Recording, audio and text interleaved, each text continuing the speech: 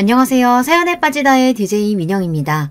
오늘도 두 가지 사연 준비되어 있으니 끝까지 함께 해주시고요. 구독과 좋아요 버튼도 눌러주세요. 그럼 오늘의 사연 바로 시작해 볼게요. 안녕하세요. 항상 채널을 시청만 하다가 문득 옛날 일이 생각나서 사연을 보내봅니다. 그렇게 오래 지나지 않은 일이긴 하지만 어느새 시간이 이렇게나 흘러버렸네요. 저희 어머니께서는 많이 감정적인 분이십니다. 어렸던 제게 본인의 스트레스를 풀고 감정을 있는 대로 배출하고 그것도 모자라 폭행까지 상습적으로 하셨습니다. 한마디로 정리하자면 지독한 가정폭력이었어요. 가정폭력이라니 부모가 자식 훈육하면서 사랑에 매 한두 번 정도 때릴 수 있는 거 아니냐, 육아에는 어느 정도 체벌이 필수 아니냐 생각하시는 분들도 물론 계시겠죠. 그런 분들의 육아관을 이해합니다. 저 또한 아들을 키우는 엄마니까요. 아이들에게 언제나 당근만 줘서는 올바른 방향으로 이끌 수 없는 법이잖아요. 그렇지만 저희 어머니께서는 채찍의 도가 많이 지나치셨습니다. 저희 어머니가 처음부터 그런 식으로 저를 학대하신 것은 아니었습니다. 저는 아주 평범하고 화목한 가정에서 외동딸로 태어났어요. 아버지께서는 회사원이셨고 어머니께서는 가정주부셨습니다. 저희 가족에게 일어난 비극은 아버지가 회사에서 구조조정으로 인해 일자리를 잃으면서부터 시작되었어요. 금방 새로운 일자리를 구하실 거라던 아버지께서는 한참 동안 재취업을 하지 못하시고 방황하셨고 덕분에 저희 가족은 몹시 어려운 상황에 처하게 되었습니다. 취업을 준비하며 자신감도 잃고 이리저리 치이며 힘든 시간을 보내시던 아버지께서는 점점 술에 의존하시며 알코올 중독이 되었어요. 부모님께서는 매일같이 서로 언성을 높이시며 싸우셨고 나중에는 서로 손찌검을 하실 정도로 사이가 악화되었습니다. 설상가상으로 아버지께서는 제가 13살 때 간암 말기 판정을 받고 병원에 입원하시게 되었어요. 하루 종일 술만 드시던 분이니 이상할 것도 없는 일이었습니다. 병원에 입원하신 아버지 대신 어머니께서 밖에 나가 돈을 벌어오시기 시작했어요. 어머니께서는 잡다한 일을 다 하셨던 것 같아요. 정확히 기억은 나지 않지만 보험 설계며 물건 팔이며 돈 드는 일은 닥치는 대로 하셨습니다. 그런 과정에서 어머니께서는 스트레스를 많이 받으셨어요. 집에서 살림하던 주부가 하루아침에 가장이 되어 병으로 쓰러진 남편과 어린 아이의 생계를 책임져야 하는데 당연히 심적인 부담이 많이 심했겠죠. 어머니께서는 언제나 그런 스트레스를 어린 제게 푸셨습니다. 어머니는 항상 별것도 아닌 일로 제게 손찌검을 하셨어요. 밥 먹는데 신경 거슬리게 앞에서 알짱거린다. 머리가 긴 게 꼴 보기 싫다. 발 끄는 소리가 듣기 싫다. 별별 이유를 대며 제 뺨을 내리치고 저를 발로 차고 제게 물건을 던지시고 어렸던 저는 그런 어머니가 너무 무서워 어머니가 집에 돌아오실 시간이면 방 안에 숨어 있곤 했습니다.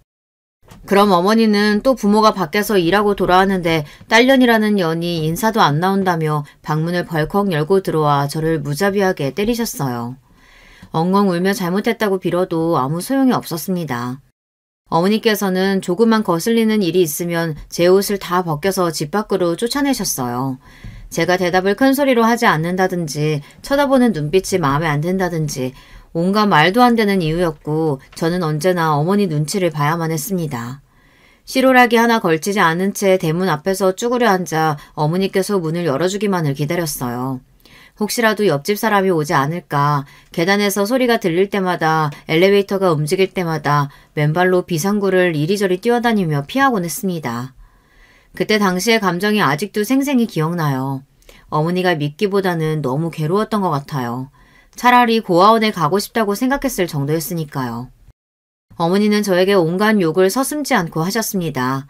여기다 다 적어내리진 못하겠지만 본인이 낳은 딸에게 어떻게 저런 말을 아무렇지 않게 할 수 있을까 싶을 정도였어요. 그 중에서도 가장 많이 하셨던 욕이 바로 개같은 년이었습니다. 이 단어가 아직도 뇌리에 깊숙하게 박혀있어요. 이것보다 훨씬 심한 말도 많이 하셨지만 이상하게 이 단어가 참 가슴속에 상처로 남아있네요. 저 스스로가 저를 개만도 못한 존재라고 생각했기 때문일지도 모르겠습니다. 그만큼 어머니께서는 저를 함부로 대하셨거든요. 애완견에게도 이것보다는 잘해주지 않을까 싶을 정도로요. 아버지께서는 2년간의 투병 생활을 마친 후 병원에서 숨을 거두셨습니다. 그때까지만 해도 막연한 기대가 있었던 것 같아요. 기적처럼 아버지께서 완쾌하셔서 집으로 돌아오시면 예전처럼 화목하게 살 수 있지 않을까. 아버지와 어머니가 화해하고 행복한 가족이 될 수 있지 않을까. 하지만 아버지의 장례식장에서 그 꿈은 산산조각이 나고 말았습니다. 아버지가 돌아가신 뒤로 어머니께서는 저를 더욱 지독하게 괴롭히셨어요. 저는 완전히 어머니의 감정 쓰레기통이나 마찬가지였습니다. 어렸을 적부터 그런 취급을 당하며 자라니 어머니가 밉기보다는 그런 관계가 당연하게 느껴졌어요. 물론 어머니가 원망스러울 때도 있었지만 세뇌가 되어버렸던 것 같다고 할까요? 내가 정말 못된 아이라 어머니께서 나한테 저런 말씀을 하시는 거야. 내가 좀 더 잘하면 어머니한테 칭찬을 받을 수 있을 거야. 어머니는 나를 사랑하시지만 과격하게 표현하시는 거야. 그렇게라도 생각하지 않으면 그런 비참한 현실을 버텨내지 못할 것 같았어요. 그런 삐뚤어진 관계는 제가 성인이 되고 나서도 여전히 유지되었습니다. 저는 어머니를 혐오하면서도 차마 끊어내지 못했어요. 서로 독이 되는 관계라는 것을 너무나 잘 알고 있었음에도요. 어머니께서는 여전히 저를 어린아이처럼 통제하고 구속하려고 하셨고 본인의 모든 행동들을 정당화시키며 저를 이상한 사람 취급하셨습니다. 다른 집 부모와 자식들도 다 이렇게 산다. 네가 예민한 거다. 자식은 당연히 부모 말을 잘 따라야 하는 거다. 물론 자식이 부모 말 잘 따라야 하는 것은 맞는 말이죠. 하지만 어떻게 자식이 매사 부모 말에 무조건적으로 복종할 수 있겠습니까? 상습적으로 제 뺨을 내리치고 발로 차고 개만도 못한 취급을 하는 어머니 밑에서 어떤 존경심을 가질 수가 있었겠어요. 어머니는 항상 내가 너를 어떻게 키웠는데 너 때문에 내 인생이 이렇게 됐다 이런 말을 달고 사셨어요. 저는 항상 그런 말을 들으며 그럼 그냥 낳지 말지 그랬냐는 대답이 목 끝까지 차올랐지만 차마 내뱉지는 못했습니다. 그래도 어머니께서 저 하나만 바라보며 사셨다는 말은 어느 정도 진실이었어요. 실제로 저를 먹여 살리기 위해 온갖 일을 하시며 젊은 시절을 다 보내셨으니까요. 그런 어머니께 저도 나름대로 책임감을 느끼고 있었어요. 그리고 자식으로 해야 할 도리는 다 할 생각이었습니다. 대학에 가지 않고 바로 취업할 생각이었지만 생각보다 고졸이 일할 수 있는 곳은 많지 않았어요. 2년째 전문제를 나와 작은 규모의 IT 회사에 취업하였고 돈을 벌기 시작했습니다. 그러면서 제 인생에 대한 회의감이 많이 들었던 것 같아요. 인생에 아무런 낙이 없었거든요. 매일같이 회사에 출근해서 흥미에도 적성에도 맞지 않는 일을 하고 상사에게 혼나고 녹초가 되어 집에 돌아오면 상사보다 더한 어머니가 집에서 저를 구박하시고 지옥이 따로 없었어요. 이렇게 살 바에야 그냥 죽는 게 낫겠다 싶은 생각이었습니다. 어떻게 하면 어머니와의 관계를 조금이나마 변화시킬 수 있을까 고민하던 차에 어머니와 둘이 여행을 떠나보기로 했어요. 가까운 것보다는 멀리 떠나고 싶어 회사에 양해를 구하고 간신히 2주 휴가를 내고 유럽으로 여행을 갔습니다. 프랑스, 영국, 독일, 이탈리아. 여행 전부터 어머니께서는 썩 내키지 않아 보이셨지만 그래도 막상 여행을 시작하면 괜찮아지실 거라고 생각했어요. 하지만 여행 내내 어머니께서는 힘들다, 재미없다, 이런 걸 뭐하러 하냐, 기껏 어머니를 생각해서 준비한 여행이었는데 매사에 불평, 불만이었고 결국 저는 여행 중간에 참지 못하고 눈물을 터뜨렸습니다. 내가 이런 사람이랑 뭘 해보겠다고 이렇게 먼 타국까지 와서 이 수모를 겪고 있을까. 둘 중에 한 명만 노력한다고 뭐가 바뀌겠나 싶은 생각이 들었고 결국 남은 일정 동안 내내 호텔에만 누워 있었어요. 아무리 어머니를 이해하려고 노력해봐도 저는 어머니가 이해가 되질 않았습니다. 왜 저렇게 매사에 불만이 많은 걸까? 조금이라도 가진 것에 만족하고 긍정적으로 생각해 볼 수는 없는 걸까? 그래도 하나뿐인 가족이고 본인 배 아파 낳은 딸인데 잘 지내볼 생각이 전혀 없는 건가? 어머니와 함께 있는 순간순간 1분 1초도 빼놓지 않고 숨통이 막히는 기분이었고 점점 가라앉고 있는 것 같았습니다. 그런 제게 숨구멍을 만들어준 사람이 바로 남편이었어요. 남편은 제가 다니던 회사에서 함께 근무하는 동료였습니다.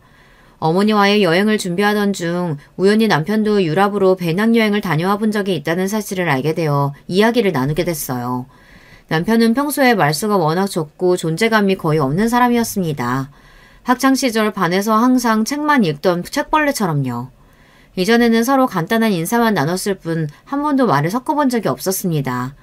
낯을 몹시 가리는 사람인가 싶었는데 생각보다 말도 잘 통하고 본인이 다녀와 본 식당이며 관광지들의 정보를 정리해서 제게 성심성의껏 알려주기도 하고 여러모로 괜찮은 사람이다 싶었어요. 비록 여행은 성공적이지 못했지만 남편을 위한 기념품을 사오기도 했고 고마운 마음이 있어서 제가 먼저 밥 한 끼를 사겠다고 했습니다. 식사가 끝나고 시간이 늦어지니 자연스럽게 술도 한잔 하게 되었고 남편의 가정 환경에 대해서도 듣게 되었어요. 남편도 저 못지않게 참 어려운 삶을 살아왔더라고요. 남편의 부모님께서는 남편이 어렸을 적에 이혼하셨고 남편도 부모님의 사랑과 따스한 보살핌이 거의 없다시피 한 유년 시절을 보냈다고 했습니다. 이혼 후 어머니와 둘이서 함께 살게 되었는데 남편의 어머니는 남편에게 관심도 없고 거의 방치하다시피 아이를 키웠다고 해요. 그러다가 새로운 남자를 만나 재혼을 하게 되면서 남편은 외할머니에게 맡겨졌고 외할머니는 몸이 몹시 불편하신 분이었다고 합니다. 사실상 본인 몸 하나 제대로 건사하기도 힘들 정도였다고 해요. 남편이 아버지에게서 양육비를 매달 받긴 했지만 그 돈은 전부 어머니가 중간에서 가로채고 실질적으로 남편을 돌보고 있는 외할머니에게 돌아오는 돈은 단 한 푼도 없었다고 합니다. 그런 어려운 상황에서도 외할머니께서는 남편을 잘 보살펴 주려고 노력하셨다고 해요. 그렇지만 얼마 지나지 않아 외할머니가 돌아가시게 되면서 남편은 아버지 품으로 돌아가게 되었습니다. 아버지께서는 재혼을 하시지는 않았지만 어머니와 마찬가지로 어린 남편을 거의 없는 사람 취급하셨다고 해요. 남편이 어머니를 많이 닮았다고 하더라고요.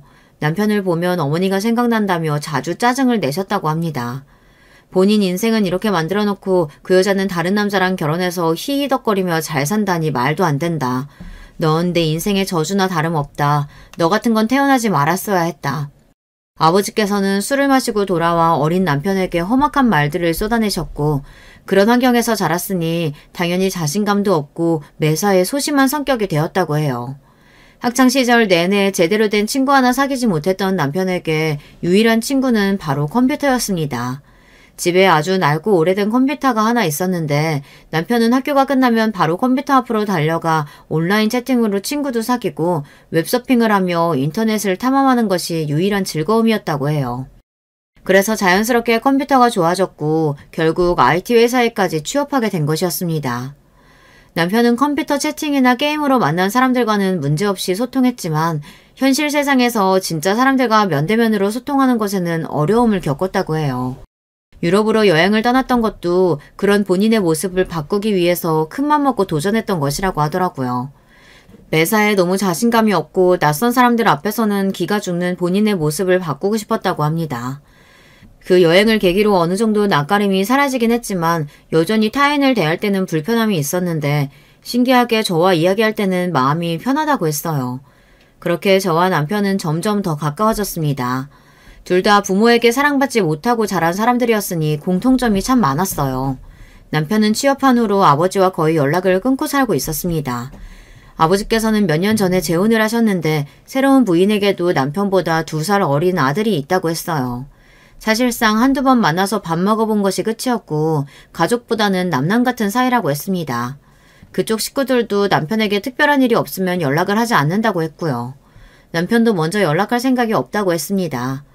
아버지와 그리 끈끈한 사이도 아니고 그 가족들과도 마찬가지라고요. 앞으로도 굳이 가까이 지낼 생각이 없다고 했어요.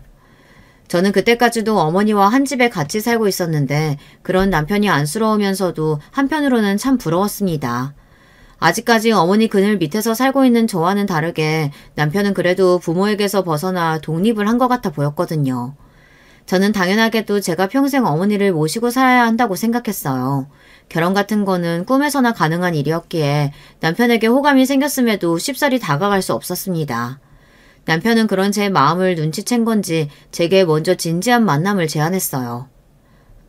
나 앞으로도 우리 엄마 계속 모시고 살아야 돼. 오빠한테까지 그런 짐 지우고 싶지 않아. 저는 그런 남편의 제안이 고마웠지만 차마 염치가 없어 받아들일 수가 없었어요. 하지만 남편은 그런 제게 괜찮다, 어머니 모시고 살아도 상관없다며 저를 설득했고 결국 교제를 시작했습니다. 스스로 염치 없다는 걸 잘 알고 있었지만 누군가에게 기대고 싶은 마음이 컸어요. 남편을 만나면서 제 인생에 드디어 행복이라는 게 찾아왔는데 그걸 잃고 싶지가 않았거든요. 남편은 정말 좋은 사람이었습니다. 조금 무뚝뚝하기도 하고 때로는 아이처럼 철이 없고 인간관계에 미숙해 실수도 많이 하고 대인관계에 어려움을 겪기도 했지만 언제나 결코 나쁜 의도는 없는 사람이었어요. 사이가 깊어질수록 이 남자와 결혼하고 싶다는 생각이 들었고 남편도 마찬가지였는지 저희 둘은 미래를 약속하게 되었습니다. 남편은 제게 저희 어머니를 모시고 함께 살자고 말해주었어요. 본인 어머니나 마찬가지라고 생각한다며 그렇지 않아도 항상 어머니가 그리웠다 장난스레 말해주었어요. 그런 배려심 가득한 남편에게 정말 고마운 마음이었습니다. 저희 둘은 비록 가진 것도 없고 모은 것도 없었지만 서로에 대한 믿음 하나로 결혼을 하기로 했어요. 아무리 가족 같지 않은 사람들이라 한들 결혼 소식은 알리는 것이 도리였기에 남편은 오랜만에 시아버지께 연락을 드렸습니다. 그렇게 처음으로 남편 가족들에게 인사를 드리러 가게 되었는데 생각보다 훨씬 좋은 고급 아파트에 살고 계셨어요. 알고 보니 재혼한 여자, 그러니까 제게는 시어머니 되시는 분의 전 남편이 돈을 잘 버는 사업가였는데 이혼하면서 위자료를 많이 받았다고 했습니다. 그래서 시아버지께서도 재혼하고 시어머니 집에 들어가서 지내고 계셨어요. 시어머니나 도련님이나 딱히 저희에게 관심도 없어 보였고 첫인상부터 썩 호감이 가지는 않았습니다. 저희를 대하는 태도가 돈도 없고 가진 것도 없는 것들이니 우리랑은 사는 세계가 다른 사람들이다 하며 선을 긋는 느낌이었다고 해야 할까요? 어찌되었던 식사 자리는 그럭저럭 나쁘지 않게 마무리되었고 문제는 저희 어머니였습니다. 어머니께서는 제 결혼 소식에 몹시 부정적인 태도를 보이셨어요. 남자는 하나같이 믿을 만한 놈들이 못 되네. 제가 저래 보여도 분명 나중에 뒤통수를 칠 거네. 저주에 가까운 말들을 퍼부으셨고 저는 어머니께서 아무리 그러셔도 남편과 결혼하겠다고 단언했습니다. 결혼 준비를 하는 내내 어머니께서는 저를 통제하지 못해 안달이셨어요. 결혼식은 어디서 해라, 며칠에 해라, 몇 시에 해라, 하객은 몇 명만 불러라, 식사는 어떻게 해라. 제가 알아서 하겠다고 말씀을 드려도 네가 혼자서 뭘 제대로 하겠냐며 본인에게 일일이 다 보고하라고 말씀하셨어요. 심지어 남편 앞에서도 저를 구박하셨어요. 어머니께서 구박하시는 일이야 이미 익숙해질 대로 익숙해져 있었지만 남편 앞에서 그런 취급을 받는 모습을 보이니 너무나 부끄럽더라고요. 어머니께 저는 언제나 벌거벗은 채로 대문 앞에서 덜덜 떨던 어린아이에 불과했습니다. 제가 벌어오는 돈으로 생계를 유지하시면서도 어머니께서는 어떻게든 저를 구속하고 통제하려고 하셨어요. 그런 어머니가 너무 질리고 다 그만두고 싶으면서도 그놈의 혈육이 뭐라고 어머니를 차마 나무라라 할 수가 없었습니다. 부쩍 건강이 안 좋아지시기도 했고 오래 일하시던 직장에서 사고로 다리를 다치시면서 일을 그만두게 되셨거든요. 큰 사고는 아니었지만 어머니께서는 그 뒤로 후유증이 생기셔서 다리를 조금 절뚝이게 되셨어요. 다리도 불편하신 분을 차마 혼자 둘 수 없었고 제가 따로 살자고 말씀드려도 끝까지 고집을 부려 제 옆에 계시려고 할 분이었습니다. 그렇게 결혼 준비 내내 스트레스를 받고 몇 번이고 고민을 했음에도 결국 저와 남편은 어머니를 모시고 함께 살게 되었어요. 그렇게 어머니와 둘이 살던 작은 집을 처분하고 방 2개 있는 구축 아파트로 이사해 신혼집을 꾸렸습니다. 그래도 아파트라고 참 좋더라고요. 생전 처음으로 살아보는 아파트였습니다. 낡고 오래된 건물이었지만 그래도 아늑한 보금자리가 생긴 것 같아서 좋았어요. 그렇지만 어머니께서는 집이 마음에 드시지 않는 건지 집이 왜 이렇게 좁냐, 건물이 너무 낡았다며 매일같이 불평불만을 늘어놓으셨고 어떻게든 견뎌보려 했지만 정말 인내심에 한계가 올 정도였습니다. 어머니, 제발 그만 좀 하시면 안 돼요? 저희 형편에 이것보다 더 좋은 집 구하기 어려운 거 아시잖아요. 안 그래도 결혼하고 어머니 모시고 사는 것도 오빠한테 미안해 죽겠는데 도대체 왜 이러시는 거예요? 더 이상은 못 참겠어요. 어머니 딸로 태어난 게 끔찍하게 비참해요. 이럴 거면 그냥 낳지 말지 그러셨어요. 저도 어머니 딸로 태어나고 싶지 않았어요. 그렇게 가슴속에 담아두었던 말을 눈물과 함께 쏟아내고 집을 뛰쳐나왔습니다. 도저히 어머니와 한 공간에 있고 싶지 않았어요. 남편도 저를 급하게 따라 나왔고 저는 집 앞 놀이터에 주저앉아 한참을 오열했어요. 조금 진정이 된 후 남편이 편의점에서 사온 캔맥주를 한 캔 따서 마시며 옛날 이야기를 했습니다. 남편도 부모님께 받은 상처가 많은 만큼 제 심정을 잘 이해해 주었어요. 그래도 미우나 고우나 어머니신데 돌아가시기 전까진 잘 모셔보자. 어머니 요즘 건강도 안 좋으시잖아. 내가 옆에서 또 도와줄게. 남편의 말에 고개를 끄덕이고 자리에서 일어났습니다. 남편 말대로 미우나 고우나 날 낳아주신 어머니신데 그런 식으로 행동해서는 안 됐다는 생각이 들었어요. 평소에 어머니가 좋아하시던 달달한 주전부리를 몇 개 사서 집에 돌아갔는데 집이 텅 비어 있었습니다. 다리도 불편하신 분이 혼자 어딜 나가신 건가 싶었어요. 곧 돌아오시겠지. 잠깐 바람 쐬러 나가신 거겠지 하고 1시간, 2시간 기다리는데 새벽이 다 되도록 어머니께서는 들어올 기미가 없으셨습니다. 전화도 받지 않으시고 너무나 불안한 마음이 들었어요. 그렇게 경찰서에 실종 신고를 하려던 무렵 병원에서 연락이 왔습니다. 교통사고가 났다고요. 아무래도 어머니께서는 뛰쳐나간 저와 남편을 찾으러 나오신 것 같았어요. 졸음운전을 하던 트럭 운전수가 어머니를 보지 못하고 사고가 난 것이었습니다. 급하게 병원으로 실려가셨지만 결국 어머니께서는 다시 눈을 뜨시지 못하고 그렇게 허무하게 돌아가셨습니다. 어렸을 적부터 수도 없이 어머니가 돌아가시고 자유의 몸이 되는 상상을 해왔었지만 그런 식으로 갑작스러운 이별이 될 줄은 정말 꿈에도 생각하지 못했어요. 어머니가 돌아가시기 전 마지막으로 드린 말씀이 지금까지도 가슴에 비수가 되어 남아있습니다. 너무나 죄송하고 한없이 슬픈 마음뿐이에요. 지금 이 글을 쓰는 순간에도 저도 모르게 눈물이 흐릅니다. 그렇지만 다시 과거로 돌아간다고 해도 어머니께 더 잘해드릴 자신은 없어요. 저는 정말 최선을 다해 어머니를 모셨다고 자부할 수 있습니다. 그렇지만 어머니께서 저 때문에 돌아가신 것 같다는 생각은 지울 수가 없어요. 그날 그렇게 어머니와 말다툼을 하지만 않았어도 어머니께서 불편한 다리로 거리를 헤매다가 차에 치일 일은 없으셨을 테니까요. 어머니께서 돌아가시게 된다면 마냥 마음이 후련해질 줄로만 알았는데 지금도 마음의 짐이 아주 무겁게 남아있습니다. 그렇게 어머니를 보내고 한동안 많이 힘들어했어요. 남편이 그런 제 옆에서 많이 도와줬고 점점 마음의 안정을 찾아가던 차에 아이를 임신하게 되었습니다. 솔직히 좀 겁이 났어요. 내가 좋은 부모가 될 수 있을까? 평생 보고 배운 거라곤 어머니께서 제게 하셨던 행동들밖에 없는데 저도 모르게 아이에게 집착하고 통제하려 들지 않을까.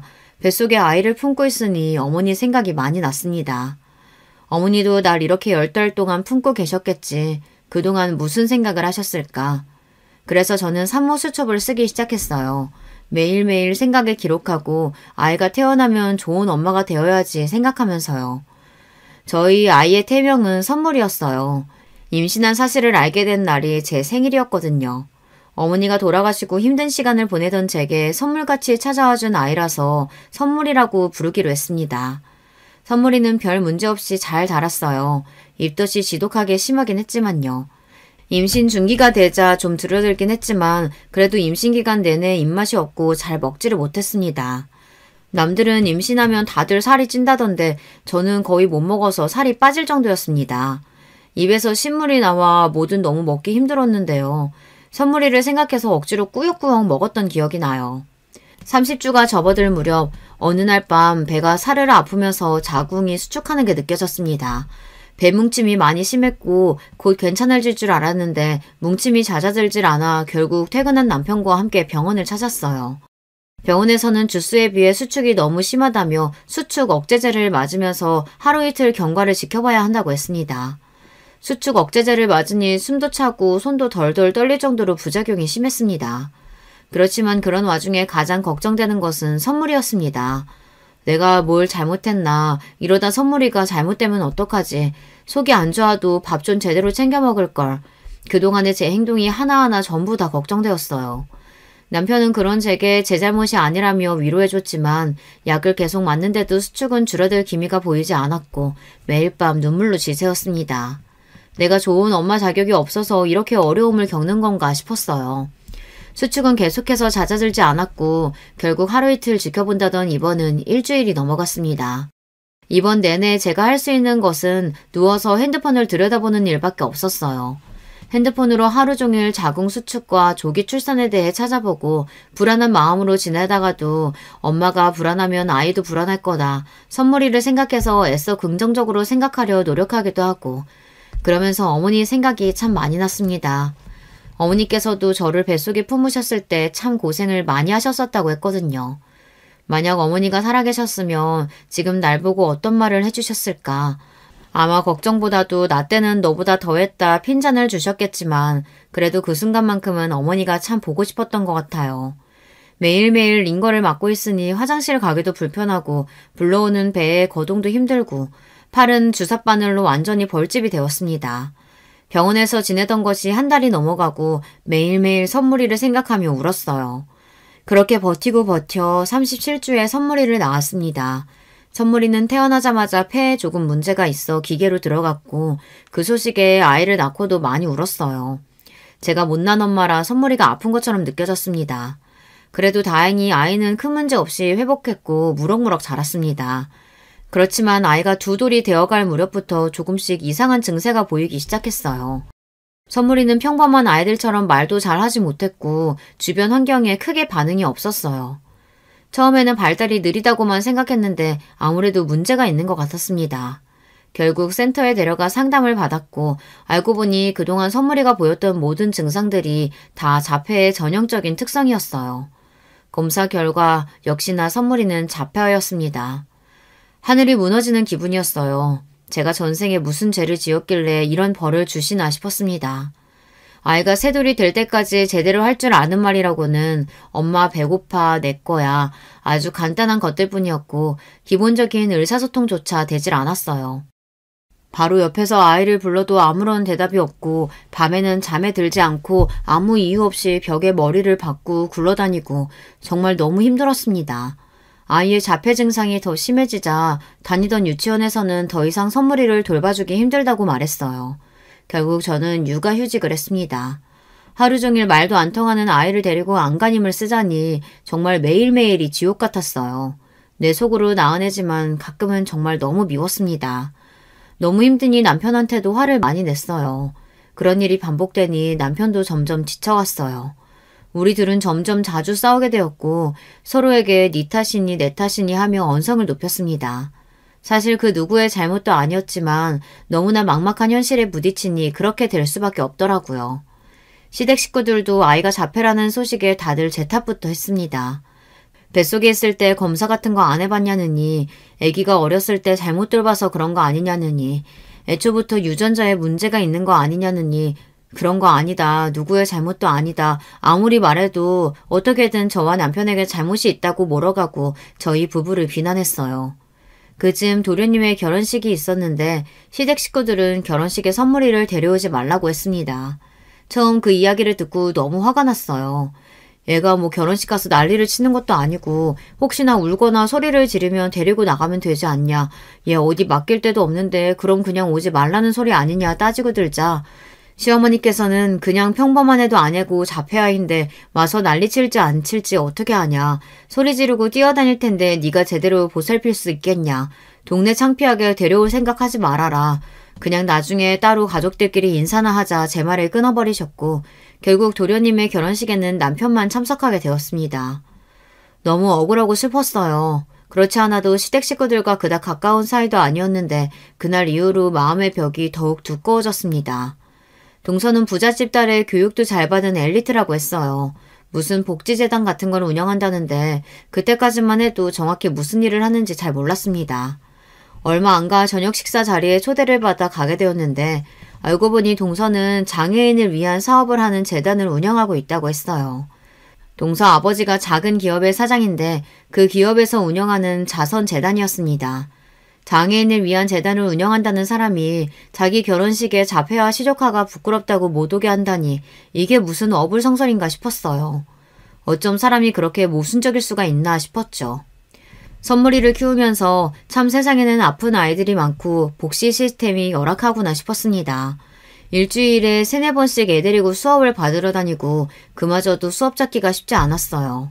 사회센터 같은 곳에서 자폐아를 위한 미술 수업을 해준다는데 대기를 걸어놓으면 몇 년을 기다려야 한다고 하더라고요. 수요는 많은데 공급이 없으니 벌어지는 일이었죠.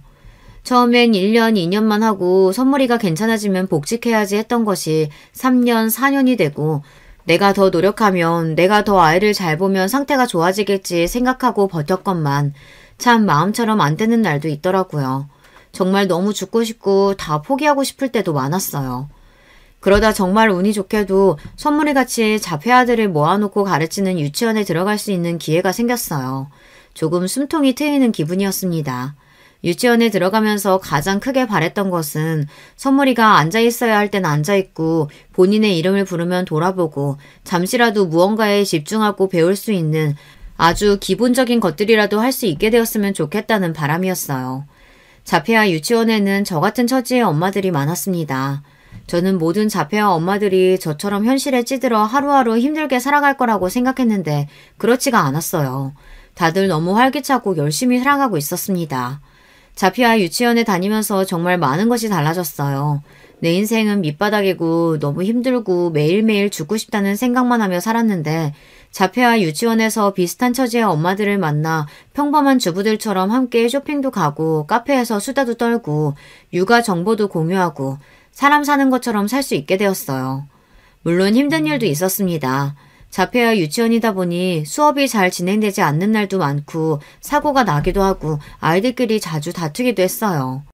그래도 다들 비슷한 처지의 엄마들이니 각자 아이의 실수도 잘 이해해주고 서로 보듬어주며 점점 사이가 끈끈해졌습니다. 그 중에 가장 친하게 지냈던 언니가 있었는데 선물이보다 1살 많은 남자 자폐아를 키우는 엄마였어요.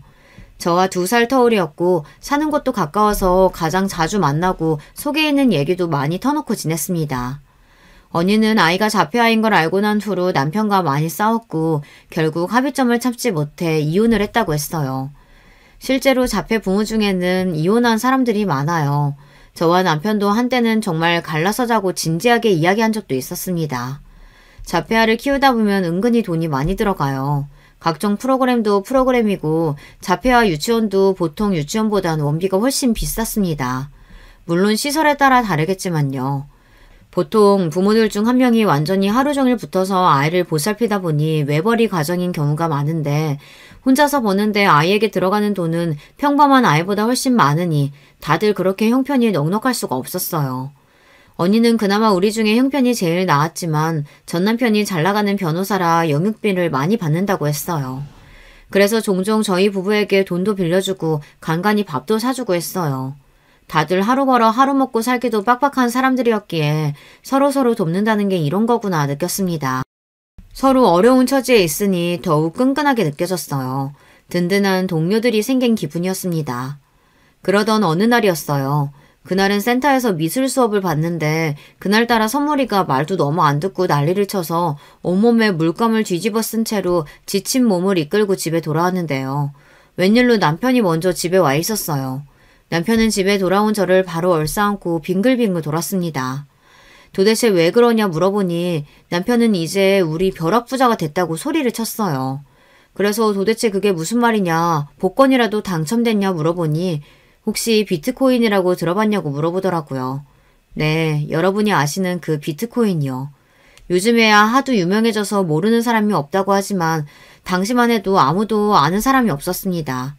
남편은 신나서 막 이야기를 하는데 남편이 무슨 소리를 하는지 도통 알아들을 수가 없고 하루 종일 구르다 오느라 피곤하지 몸은 젖어서 찝찝하지 알겠으니 애 좀 봐달라고 하고 씻고 그냥 잠에 들어버렸던 기억이 나요. 얼마 지나지 않아 뉴스에서 시끄럽게 떠들어대는 걸 보고 남편이 통장에 찍힌 돈을 보여주고 나서야 실감이 났던 것 같습니다. 어렸을 적부터 그렇게 컴퓨터만 끼고 살던 사람이라 호기심에 몇만 원 정도 사놓았던 코인이 말도 안 되는 금액으로 불어난 겁니다. 인생 살면서 제게는 항상 불행한 일만 있었는데 살다 보니 이런 행운도 찾아오는구나 싶었어요. 남편은 그동안 고생 정말 많았다며 우리 이제 좀 더 편하게 살자. 선물이 좋은 가정교사도 붙여주고 더 좋은 치료도 받고 당신도 이제 하루 종일 선물이 따라다니면서 스트레스 받지 말고 좀 쉬자고 했어요. 하늘이 제게 내려주는 2번째 선물 같았습니다. 첫 번째 선물을 잘 보살피느라 고생 많았으니 잘했다며 2번째 선물을 주시는 거라고 생각했어요.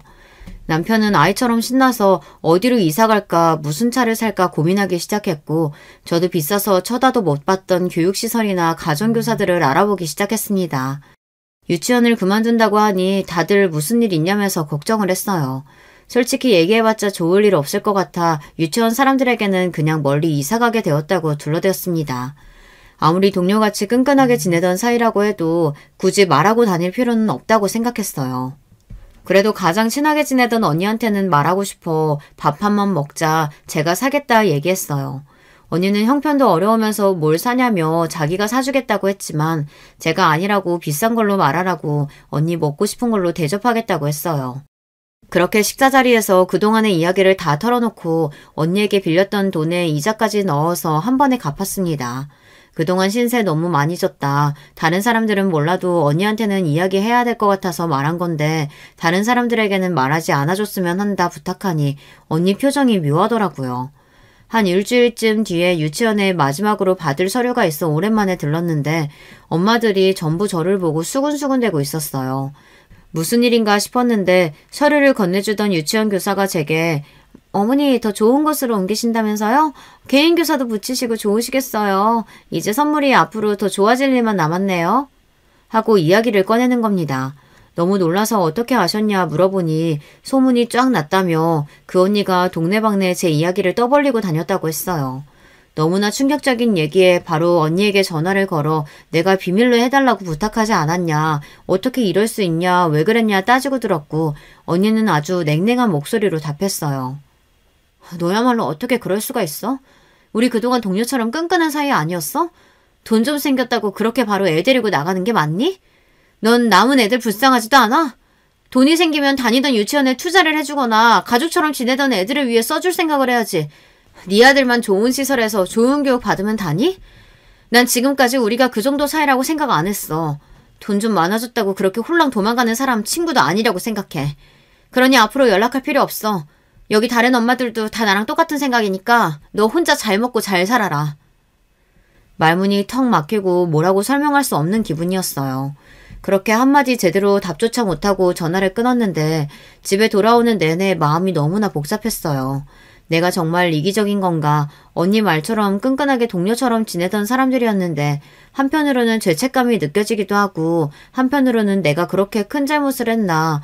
사람이라면 다들 나처럼 행동하지 않을까? 그동안 그렇게 고생하면서 살았는데 혼자서 이 정도 행복도 맛보지 못하는 건가? 억울한 마음도 크고. 한참을 고민하다 결국 남편과 상의해서 선물이가 다니던 유치원에 기부를 하기로 했습니다. 꼭 그럴 필요도 없었지만 그렇게라도 해야 제 마음이 조금이나마 편해질 것 같았어요. 그런 일을 한번 겪고 나니 주변 사람들에게 더더욱 부자가 되었다는 사실을 알려서는 안 되겠다는 생각이 들더군요. 당연히 시댁 식구들에게는 입도 뻥끗하지 않았습니다. 저희 가족은 옛날이라면 꿈도 못 꿔봤을 고급 아파트로 이사를 했고 억소리 나는 차도 2대나 샀습니다. 남편은 아이처럼 신나하며 저와 선물이를 태우고 드라이브를 했어요. 그렇게 순수하게 기뻐하는 남편의 모습은 연애할 때 이후로 처음 보는 것 같았어요. 남편은 새 차에 신나했지만 저는 그래도 제가 항상 타고 다니던 낡은 마티즈가 좋았습니다. 선물이 자폐 진단받고 회사 그만두고 애 데리고 이곳저곳 다닐 곳이 많이 생겨서 그때 면허 따고 처음으로 산 차였어요. 많이 낡긴 했지만 그만큼 항상 붙어 다니고 정도 많이 든 차였는데 저는 딱히 차에 대한 욕심도 없었고 화려한 차를 끌고 다녀봤자 사람들 이목만 끌 것 같아 남편이 차를 바꿔주겠다고 했지만 거절했습니다.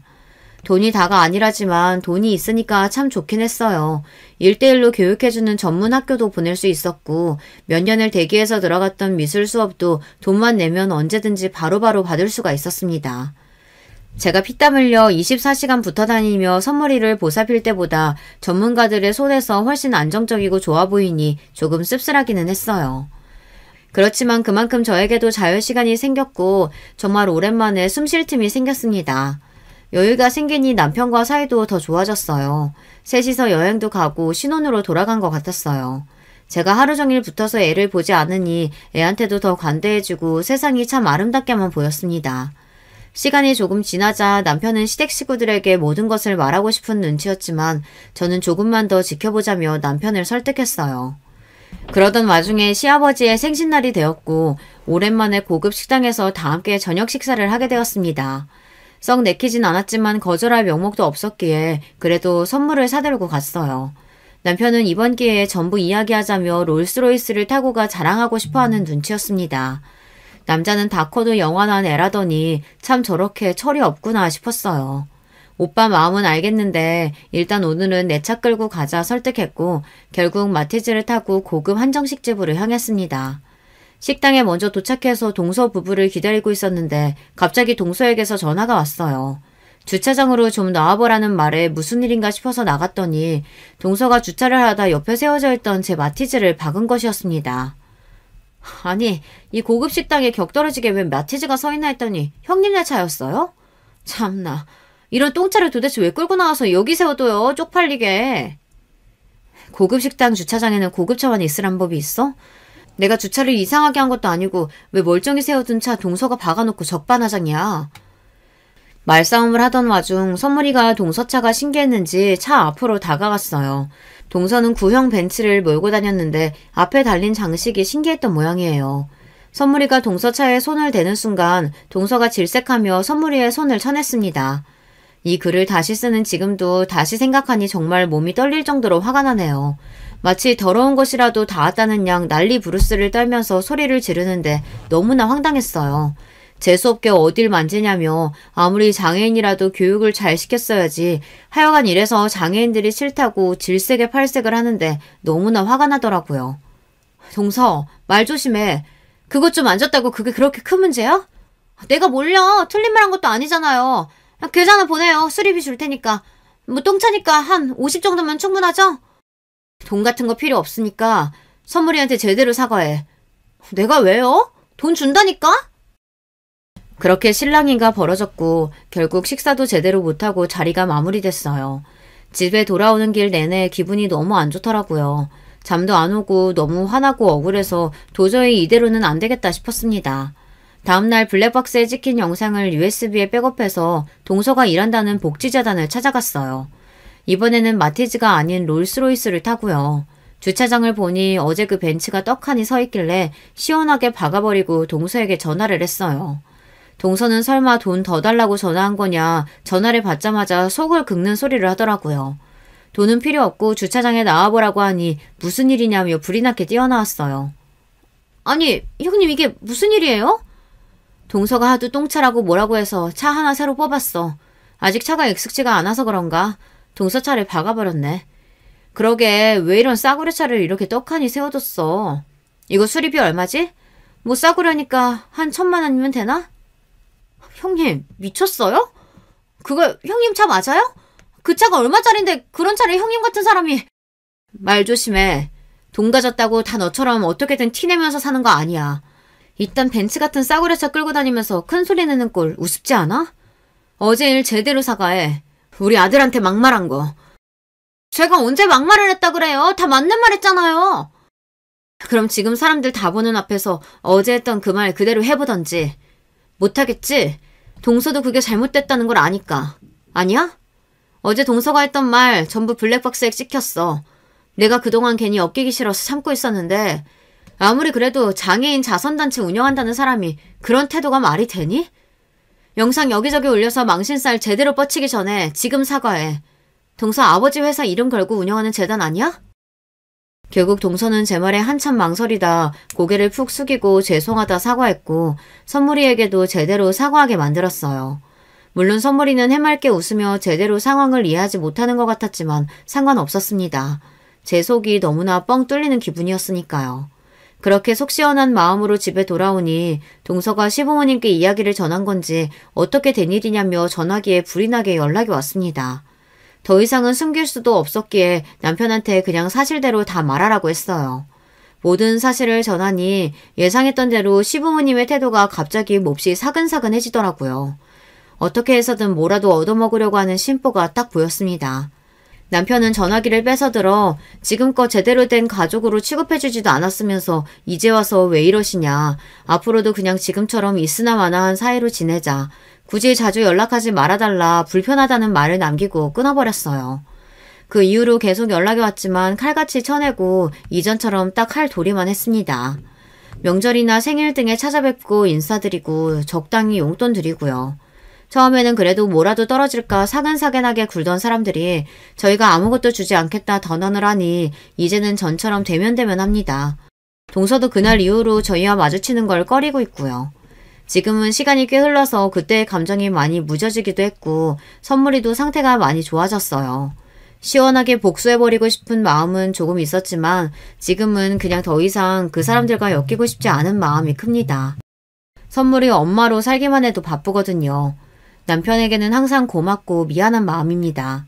물론 미울 때도 많았지만 그래도 남편이 있어 지금 이 자리까지 올 수 있었으니까요.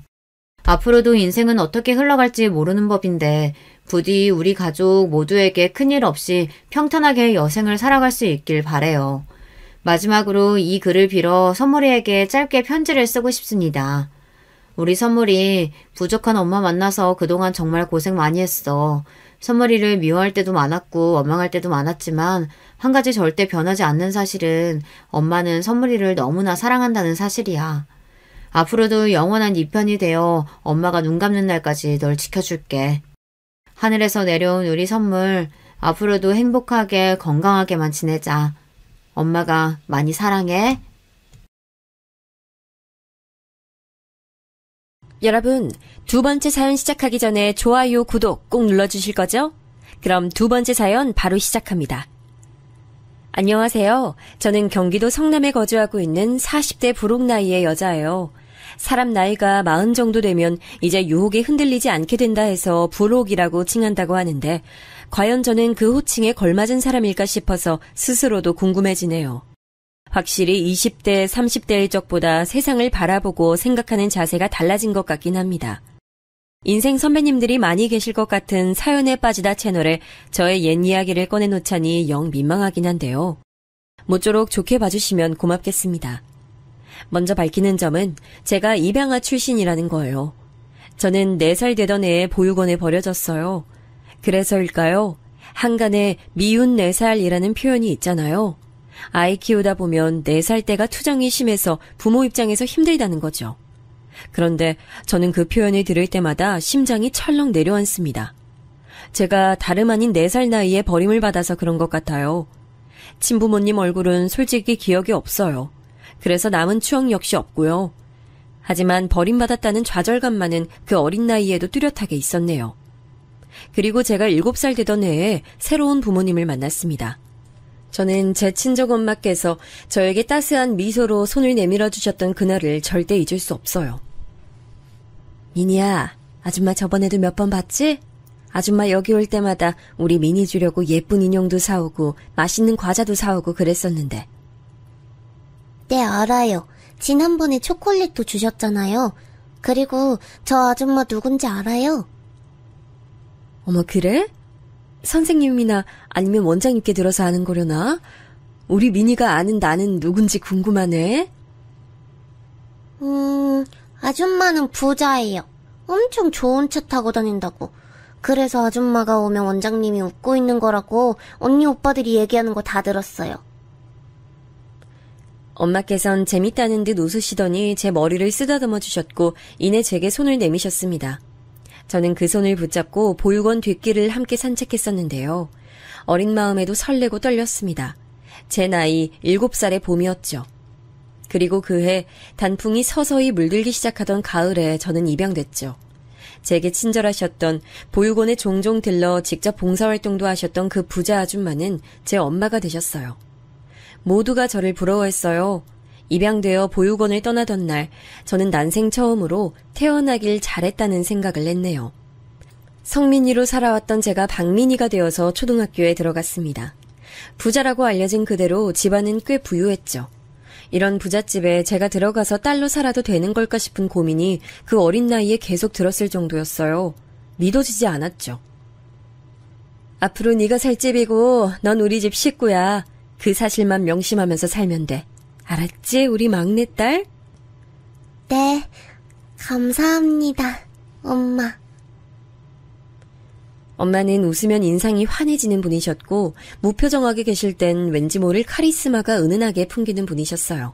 이런 멋진 분의 딸로 살아갈 수 있어서 저는 세상에서 제일 가는 행운아라고 생각했죠.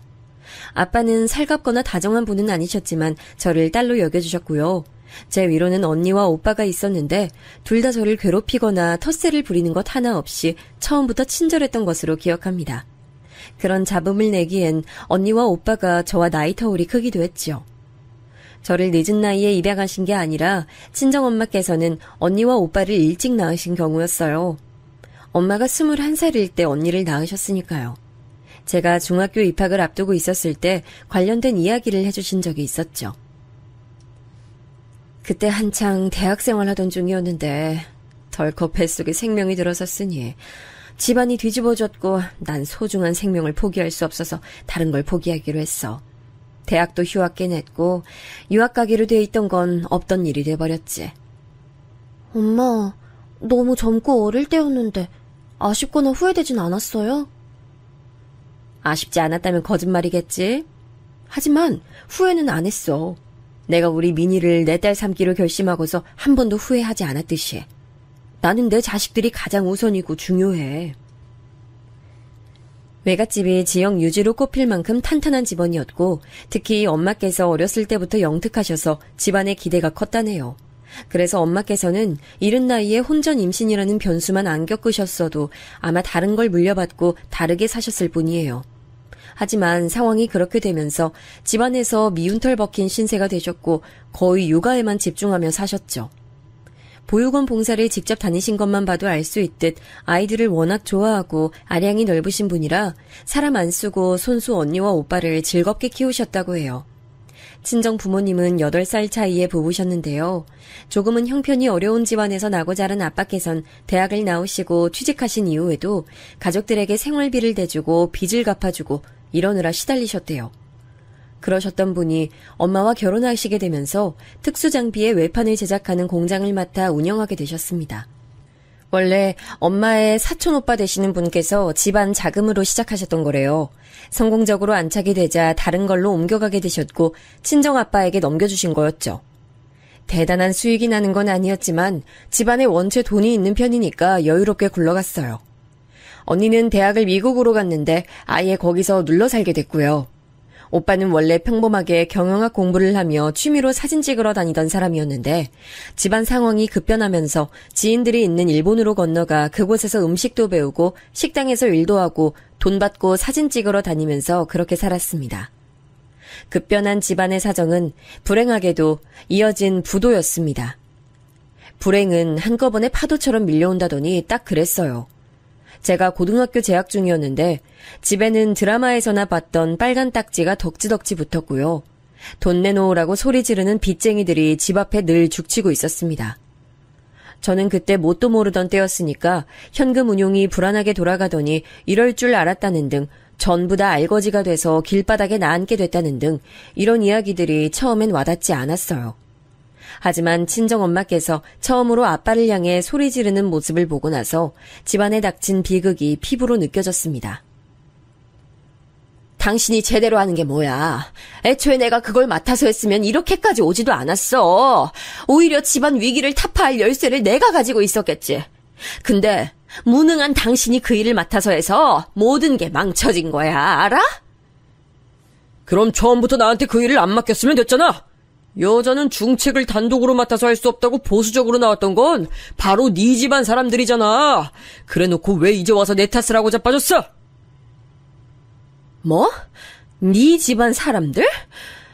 우리 집안 덕분에 여태까지 잘 누리고 잘 살았으면서 은혜도 모르나 봐. 말 한번 곱게 한다. 정말 교양 넘친다, 당신. 비꼬지 마. 지금까지 은연중에 나 깔보고 얕잡아보고 무시하고 네 집안 사람들이 나한테 그렇게 해왔던 걸 내가 몰라서 가만히 있어왔던 줄 알아? 너도 똑같아. 결국은 속으로 날 우습게 여겨왔지? 없이 자란 놈이니까 무시 정도는 해도 된다고 속으로 그렇게 여기면서 살아왔겠지. 내가 그 속을 다 알고 있어. 그건 당신 자격지심이고 당신 모난 부분인 거야. 그걸 왜 나랑 우리 집안 사람들한테 전가해? 지겨워. 정말 지긋지긋해. 아무것도 모르던 나이에 나를 꼬드겨서 여기까지 오게 한 당신이라는 존재가 나는 너무 저주스러워. 엄마께서 울부짖는 모습을 몰래 훔쳐본 저는 큰 충격에 휩싸였어요. 그날 이후론 부모님을 예전처럼 바라볼 수 없었죠. 2층짜리 단독주택은 더 이상 우리 가족의 보금자리가 아니었습니다. 투룸짜리 작은 빌라로 이사가게 됐죠. 저는 고등학생이었기 때문에 이른 아침부터 아주 늦은 밤까지 학교에 머물렀어요. 자정이 다 돼서야 집에 왔고 아침 해가 뜨자마자 등교 준비를 했죠. 집에 있기 싫어서 더 서둘러 나가고 굼뜨게 들어온 측면도 있었습니다. 그렇게 학교에서 오래 있었지만 저는 대학에 갈 생각은 없었어요. 집이 풍비박산난 시점에서 저는 제가 입양하라는 사실을 자꾸만 상기하게 됐습니다. 나는 내가 알아서 살아야 돼. 나는 진짜 자식도 아닌데 날 위해서 이 힘든 시기에 그 어떤 부담도 지시라고 할 수 없어. 고아였던 나를 지금까지 먹이고 입히고 다 해주신 것만 해도 난 충분히 감사해야 되잖아. 대학 학비가 저렴한 곳으로 간다고 해도 각종 책값이며 생활비는 어떡할 거야. 그리고 대학 다니는 동안은 어쨌든 공부를 하는 거지. 돈을 버는 건 아니잖아. 그냥 바로 취업해야겠다. 내가 먹고 살 길은 내가 알아서 빨리 마련하는 게 최선이다. 어디서 뭘 하고 다니시는지 얼굴 뵙기도 어려워진 아빠와 급한 대로 대형마트의 고정진열 사원으로 일하게 되신 엄마 사이에서 저는 스스로 느끼기에 낙동강 오리알 신세였습니다. 두 분이 깜짝 놀라시기도 했고 반대하시기도 했지만 어쨌든 저는 결국 대학을 가지 않았어요. 곧바로 대기업 이름 달고 있는 공장에 들어가 일을 시작했죠. 돈도 많이 벌고 돈을 쓸 시간은 없으니 저축도 잘 됐습니다. 기숙사 생활을 했고 그 이후엔 자취 생활을 했기 때문에 자연스럽게 친정 부모님과는 먼 거리감으로 지냈어요. 그리고 제가 24살이 되던 해 엄마께서 저에게 결의 가득한 모습을 보이셨습니다. 민희야, 묵묵하게 주어진 상황을 버텨나가며 최선 다하는 너를 보면서 내가 힘을 얻고 반성도 했어. 내가 이렇게 주저앉아 있을 때가 아닌데, 이러라고 내가 이날 이때까지 살아온 게 아닌데 내가 왜 바보같이 상황 속에 갇혀 머물러 있는 걸까 스스로 채찍질하게 되더라. 다시 사업해볼 거야. 원래 우리 집안 것이었던 그 사업 내가 일으켜보려고 그래. 아무도 몰래 품어온 생각이지만 그건 원래 네 아빠한테 갈 게 아니라 바로 내 몫이었던 일이라고 여겨왔으니까 이제라도 해보려고 해. 엄마, 정말 잘 생각하셨어요. 나는 엄마라면 반드시 해낼 거라고 그러실 수 있다고 믿어요. 전 늘 엄마한텐 대단한 에너지가 잠들어 있다고 어렸을 때부터 생각했거든요. 결과가 어떻든 난 무조건 엄마 응원할 거예요. 그리고 이번이 아니더라도 반드시 어느 때든 엄마는 성공할 거라고 믿어요. 고마워, 우리 막내딸, 우리 미니. 나는 내가 태어나서 가장 잘한 일 중 하나가 너를 품은 거라고 생각해. 엄마 맘 알지? 내가 너를 위해서라도 꼭 성공할 거야. 반드시 우리 집안 다시 일으킬 거야. 엄마께서는 놀라운 잠재력을 발휘하셔서 무너졌던 사업을 단계적으로 일으키셨어요. 조금씩 천천히, 그러나 아주 분명히 사업은 기지개를 켜고 있었습니다. 한편 저는 25을 기점으로 공장 일을 아예 그만뒀어요. 공장에서 만난 분들이 제게 한결같이 이 일은 짧게 치고 빠지는 일이다라고 하는 이유가 있더라고요. 오래 할 게 못 됐어요. 그리고 저는 친구들이라든지 아니면 취미 같은 것에 따로 신경 쓰지 않고 살아서 그런가 너무 일만 했더니 사람이 어두워지고 자꾸만 내향적이 되어가고 사회성도 떨어지고 좀 그렇게 되더라고요. 스스로 그걸 체감할 정도였으니 남들이 보기엔 제가 얼마나 무채색 같은 사람일까 싶어 이 일을 오래 하면 안 되겠다는 결심을 했습니다. 부잣집에서 학창시절을 보냈다고 하면 아무도 안 믿을 만큼 그런 모습으로 살고 있었고요. 공장을 나온 뒤에 자격증 공부를 열심히 해서 3개를 따는 뒤 그걸로 사무직에 취업했어요. 돈을 많이 주는 것도 아니었고 비전이 좋은 것도 아니었지만 스스로는 뭔가 해냈다는 생각이 들어 기뻤습니다. 사무직으로 출퇴근하다 보니까 옷이며 신발도 새로 사게 됐고요. 자신감이 워낙 부족한 저였지만 용기 내서 연애도 해봤어요. 서툴기 짝이 없었죠. 그랬던 제가 정말 민망하고 부끄럽게도 혼전 임신으로 결혼하게 됐습니다. 남편은 저보다 2살 위였고 저에 비하자면 너무나 번듯한 직장에 다니고 있었어요. 외모도 준수한 편이었고요. 제가 남편하고 그때 약 1년 가까이를 만난 시점이었는데요. 임신 사실을 알고 난 뒤에야 그걸 알게 됐습니다. 남편이 제 존재 자체를 자기 집에 얼린 적이 없다는 걸 말이에요. 난 부모님이랑 떨어져 살고 솔직히 왕래도 거의 없이 지낸 지 오래됐고 연락도 자주 하지 않아. 근데도 우리 부모님께는 오빠 존재를 알고 계셔. 내가 오빠하고 만난다는 사실을 말씀드렸거든. 근데 오빠는 어떻게 내 이야기를 한 번도 집에다가 말을 안 할 수가 있었어? 가족하고 가깝다고 엄청 자랑했던 게 오빠였잖아. 그게 나도 얘기를 한 줄 알았는데 내 착각이었지 뭐야. 얘기한 줄 알고 그 다음부터는 그냥 안 한 거였어. 혹시 내가 부끄러워서 의도적으로 숨긴 건 아니고? 절대 아니야. 내가 너를 왜 부끄러워해? 어디에 내놔도 네가 빠지지 않는 인물인데 이상한 오해하지 마. 난 절대 너 부끄러워한 적도 없고 그것 때문에 집에 내 얘기를 안 한 적도 없어. 남편은 강하게 주장했지만 글쎄요. 제가 시어머니를 처음 직접 대면하게 됐을 때 왠지 남편이 저라는 인물을 자기 가족에게 알리기 싫어서 그냥 말을 안 해왔던 거라고 생각하게 됐어요. 저를 따로 불러내신 시어머니께서 대뜸 이렇게 말씀하셨거든요. 고졸? 요즘 세상에 최종 학력이 고졸? 참, 미친 거 아니니? 대학은 왜 안 갔어? 제가 그때 집안 사정이 좀 좋지 못해서 대학에 진학할 엄두가 안 났어요. 사정이 좀 좋지 못했으면 어디 그럴싸한 대출부터 알아봤어야지. 아이, 대학생들 그런 걸로 학교 다니는 애들 많은 거 너 몰랐나 봐. 대출이요? 아, 학자금 대출 같은 거요? 아, 저도 그걸 떠올리긴 했었는데 아무래도 집에 빚이 잔뜩 있는 상황인데 대출까지 받으려니까 마음이 편치 못해서 차마 그럴 수가 없었어요. 뭐라고? 빚? 빚이 잔뜩? 아이고, 이거 난리도 아니구나. 빚이 있는 집안의 고졸인데 못 빼어먹은 티내고 싶어 안달이나 혼전 임신까지 덜컥 해버렸다 이거지. 아유, 이런 빌어먹을 걸 다 봤나. 이딴 덜 떨어진 개뼈다귀 같은 천치를 내가 며느리 삼아야 된다는 게 이가 빡빡 깔리는구나. 실제로 시어머니께서는 사납게 눈매를 치켜뜨시고 일을 빡빡 가셨어요. 그 모습이 너무 무서워서 저도 모르게 눈을 아래로 내리깔았죠. 인적 드문 카페에서 시어머니와 둘이 마주 앉아 있던 그 순간이 당시 기준으로 제 인생에서 가장 힘든 시련이었습니다. 아이, 도대체 내가 무슨 죄를 짓고 업보를 쌓아와서 이런 어이없는 꼴을 봐야 되는지 정말 모르겠네. 그 뱃속에 든 게 우리 집안 핏줄이 맞기나 한 건지, 아이, 솔직히 난 의심이 들어서 완벽히 믿을 수도 없어. 그게 무슨 말씀이세요? 저한테 오빠 하나밖에 없어요. 그러니까 의심하셔도 소용없을 거예요. 뭐야? 요거 봐라. 너 그 아가리 안 닥쳐?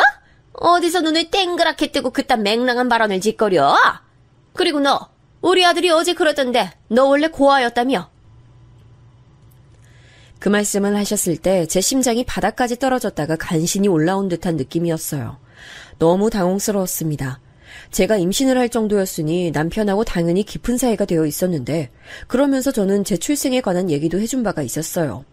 이런 부분 정도는 나눠도 된다고 판단을 한 거였고요. 남편이 되게 조심스러운 태도로 들어주길래 저는 내심 감동한 기억이 있었건만 그걸 설마 자기 모친에게 홀라당 전할 줄은 몰랐습니다. 또 그걸 두고 시어머니께서 비웃음을 내거실 줄은 더더욱 몰랐고요. 친부모한테 버림받은 천의 고아 출신이고 지금 부모는 그러니까 양부모라며. 아이, 딱 봐도 관상부터 우중충한 게 박복한 팔자를 타고났는데 하필 우리 아들한테 네가 들러붙었구나.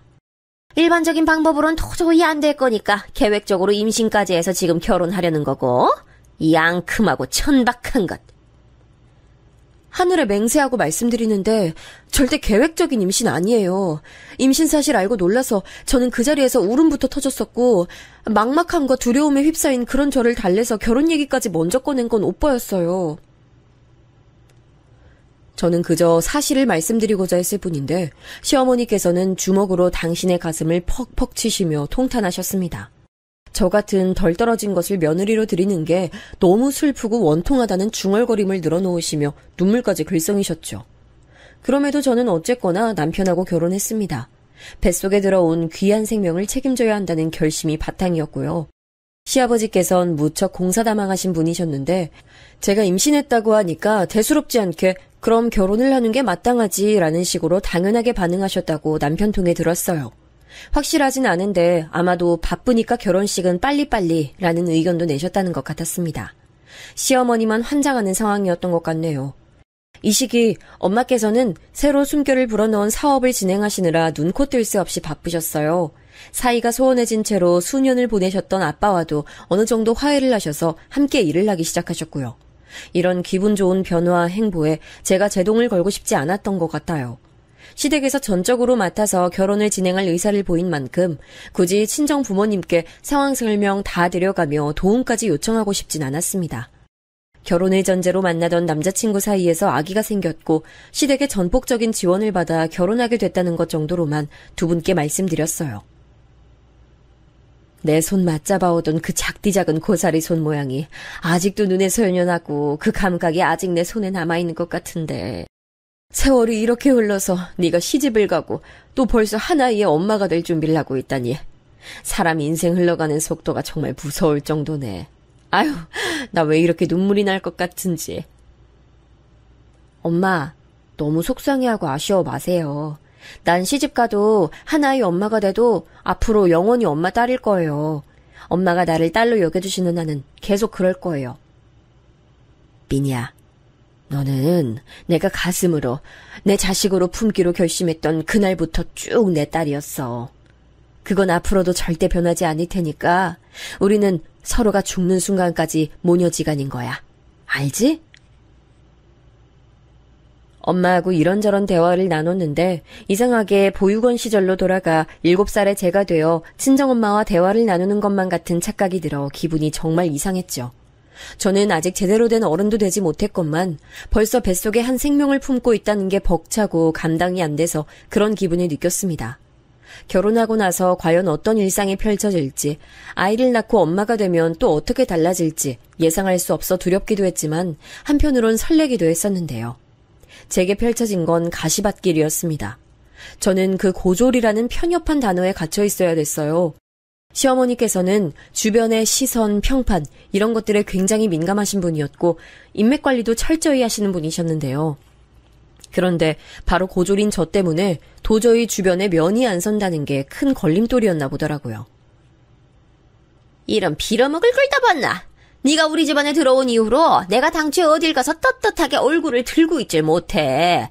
혼전 임신이라는 것도 충분히 수치스러운데 여기서 만약 고졸이라는 것까지 알려지면 그야말로 개망신일까봐 내가 아예 웬만한 모임을 못 나가고 있어. 네가 이런 내 심정 알기나 하겠니? 거기다가 천의 고아 출신이라는 것까지 떠안고 있으니 존재 자체가 아주 빌어먹었어. 네, 저 때문에 모임 못 즐기시고 못 나가게 되셔서 정말 죄송해요. 혹시 할 거리가 떨어져서 심심하게 되신 거면 제가 뭐라도 같이 해드릴까요? 네가 뭘 같이 해줄 건데? 요게 아주 사람을 살살 약 올리네? 너 어디 불난 집에 기름통들이 붙는 거야 뭐야?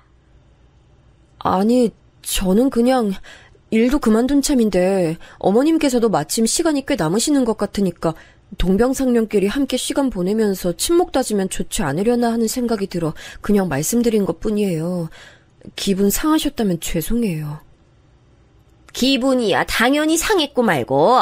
너 지금 어른 상대로 말장난하자고 기를 쓰고 나오는 거야? 동병상련? 어디서 그딴 망발을 짓거리고 앉았어. 이래서 사람은 좋은 걸 물려받아야 하는 거고 많이 배워야 되는 건데 그런 게 부족하니까 네가 이 모양 이 꼴이구나. 시댁의 식탁이 저러다가 고장나는 거 아닌가 싶을 정도로 시어머니께서는 우라통을 터뜨리시며 주먹으로 식탁을 내려치셨습니다. 저는 그 앞에서 죄인이 되어 점점 머리를 수그리고 있었죠. 괜히 중간에 어설프게 대답을 하면 더욱 화를 내시는 분이란 사실을 눈치채게 되기까진 얼마 걸리지 않았습니다. 어이구, 이제 만삭으로 배가 불러온 걸 보니 내 걱정도 꼭 그만큼 커지는구나. 울 손주가 부디 외탁을 안 하고 친탁만 해야 될 텐데. 가뜩이나 배가 잔뜩 나와 있어서 힘들었던 만삭 시절 시어머니께서 제 신경을 건드리셨던 게 생각나네요. 어머님, 왜 아이가 친탁만 해야 돼요? 제 입으로 말씀드리긴 민망하지만 저도 딱히 얼굴이나 체형 이런 건 어디 가서 뒤처진다고 생각해 본 적 없거든요. 넌 네 친부모가 어떻게 생겼는지도 모르잖아. 그러니까 애가 외탁을 하면 그쪽에서 어떤 유전자를 받아올지 모르는 건데 넌 어떻게 딱 너 하나만 생각하고 말을 해? 아유, 하여간 짧아. 생각이 너무 짧아. 저는 어쨌거나 지금 부모님이 제 유일한 부모님이세요. 만약에 아이가 외탁을 한다면 제 지금 부모님의 성격이나 습관 같은 걸 물려받을 수도 있겠죠. 저는 지금 부모님 밑에서 자랐으니까요. 그게 말이나 된다고 생각하니? 아유, 고졸은 역시 생각하는 꼬라지가 황당하구나. 지금 네 부모님도 사업인지 뭔지 안다고 맨날 삽질하시는 것 같던데 여하튼 외탁은 무조건 안 될 일이야. 이때 뭔가 제대로 한 방 맞은 기분이었어요. 차라리 다른 모진 말씀이면 낫겠는데 출생 가지고 그런 식으로 들먹이시니까 기분이 참담하더라고요. 사실 이때 엄마께서 본격적으로 몸집을 키워가시고 있던 사업장은 탄탄대로를 달리고 있었습니다만 굳이 시댁 식구들에게 그런 사실을 발설하진 않았네요. 그렇게 할 만한 이유가 저에겐 그만큼 없다고 스스로 판단했습니다. 저는 아주 건강한 아이를 낳았고요. 남들은 아기 낳고 나서 육아지옥 시작이라고 하던데 저는 특이하게도 모두의 관심을 받으며 아기를 키울 수 있어서 오히려 이때가 더 좋았어요. 몸이 힘들거나 말거나 마음이 편해서 그랬나 봐요. 솔직히 혼전 임신으로 결혼한 거라서 그런지 남편하고 결혼 직후부터 썩 좋은 부부관계는 아니었는데요. 출산하고 나서 아이를 키우며 부부관계가 좀 좋아졌어요. 심적으로 가까워진 거였죠. 제가 하나부터 10까지 독박 육아를 했기 때문에 가끔은 서럽고 힘들 때도 있었지만 남들도 거의 다 이렇게 산다는 생각을 하며 이겨내려고 매 순간 애를 썼네요. 아이는 얄미우리만치 남편만 쏙 닮아 있었고요. 그 때문에 시어머니를 비롯한 시댁 식구들이 다 아이를 물고 빨고 예뻐했으니 저로선 다행이었네요. 그렇게 지지고 볶으며 지내던 어느 날 친정 엄마로부터 슬픈 소식을 전해 들었어요. 사업은 엄청난 거래처를 만나서 또 한 번 번창하게 됐는데 반대로 아빠께선 안 좋은 얘기가 있는 모양이었죠. 네 아빠가 건강이 많이 안 좋대. 그 집안 남자들이 희한하게 몸 아픈 구석은 한 군데씩 꼭 있잖아. 네 아빠도 피해가지 못한 건지 최근 들어 두통이 하도 심하다고 말해서 병원 가봤더니 뇌 쪽에 이상이 있다더라. 아빠가요? 얼마나 안 좋은데? 많이 심각하대요? 많이 안 좋은데 문제는 그게 수술이 어렵나 봐. 약물치료요법으로 지켜보는 수밖에 없다고 하더구나. 그리고 이게 하루아침에 상태가 좋아졌다가 나빠졌다가를 반복해서 마음의 각오를 미리 좀 다져놔야 좋을 것 같아. 이제 저도 아이 낳고 키우며 결혼 생활에 적응했고 엄마의 사업이 대성공을 거둬 자리를 잡은 참이었는데 이런 소식은 정말 맥 빠지더라고요. 한동안 기운 없이 지냈어요. 그랬더니 남편은 제 눈치를 살피며 제게 잘해주려고 했는데 반대로 시어머니께서는 눈에 쌍심지를 켜셨습니다. 저게 뭐가 잘났다고 어깨 축 늘어져서는 날 좀 보소 하면서 지 힘든 거 알아달라고 징징대고 있어. 아유, 보기만 해도 짜증이 나서 한 대 콱 쥐어봐가지고 싶네. 그래야 정신을 좀 차릴까. 시댁에 가서 설거지하고 있던 날 저 들으라고 시어머니께서 큰 소리로 그렇게 혼잣말을 하셨을 때 서러워서 울분을 꾸역꾸역 삼켜야만 했네요. 친정엄마의 환갑이 머지않은 때였기 때문에 그나마 힘을 낼 수 있었던 걸지도 몰라요. 일적으론 너무 바쁘셨고 개인적으론 친정아빠 건강 문제로 머리를 싸매셨기 때문에 엄마께선 환갑을 아주 조촐하게 챙기고 넘어가길 원하셨어요. 선물, 잔치상, 공간 대여 이런 것 일절사절하셔서 회사나 거래처 등지에서도 엄마의 환갑을 거창하게 축하해드릴 수가 없었죠. 난 그냥 바람이 있다면 한 끼 식사나 같이 나누는 게 좋을 것 같아.